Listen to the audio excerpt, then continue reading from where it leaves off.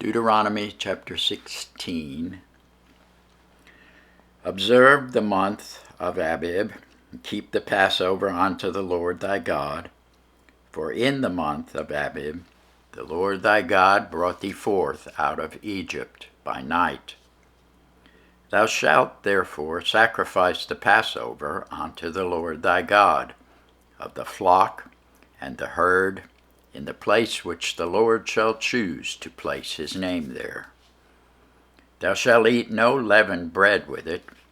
7 days shalt thou eat unleavened bread therewith, even the bread of affliction. For thou camest forth out of the land of Egypt in haste, that thou mayest remember the day when thou camest forth out of the land of Egypt, all the days of thy life. And there shall be no leavened bread seen with thee in all thy coast 7 days.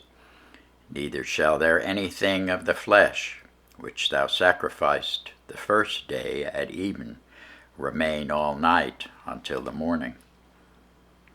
Thou mayest not sacrifice the Passover within any of thy gates which the Lord thy God giveth thee, but at the place which the Lord thy God shall choose to place his name in.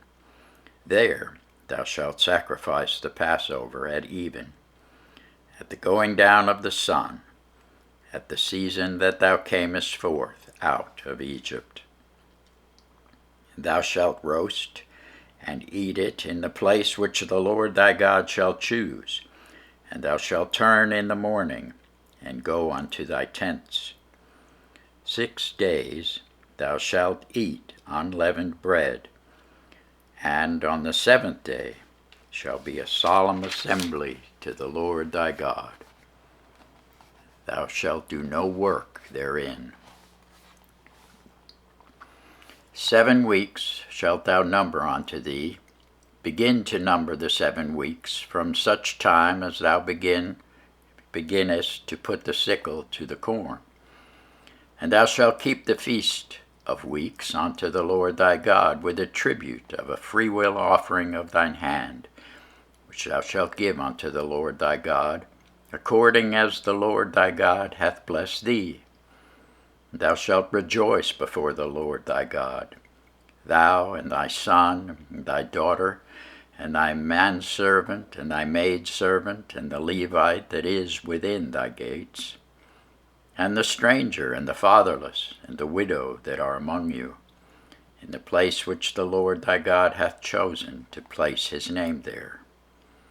And thou shalt remember that thou wast a bondman in Egypt, and thou shalt observe to do these statutes.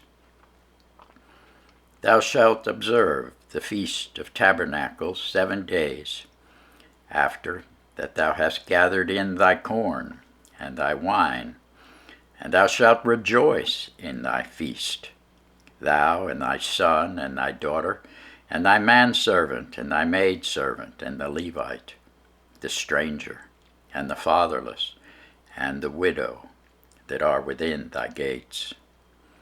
7 days shalt thou keep a solemn feast unto the Lord thy God, in the place which the Lord shall choose, because the Lord thy God shall bless thee in all thine increase, and in all the works of thine hands.